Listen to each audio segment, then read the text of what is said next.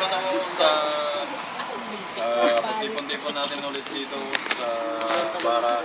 Kahit bukas, alam natin lahat may mga pasok. Yung iba may mga holiday. Except yung holiday.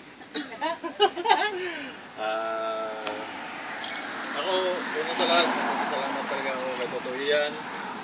Sa lahat ng suporta. Since na nabuo yung grupo Ilonggo. Since 2011. Wala eh, naka-video. Lahat ng suporta, lahat ng mga ginagawa para sa Ilonggo, nandiyan si Totoo Ian. Hindi nakakalimot, lahat, hindi nagsasawa, ginagawa lahat ng effort niya. Kinakaya, kahit pagod na siya sa trabaho, nandun pa rin siya. I'm proud na nagkaroon tayo ng isang Totoo Ian sa Grupo Ilonggo.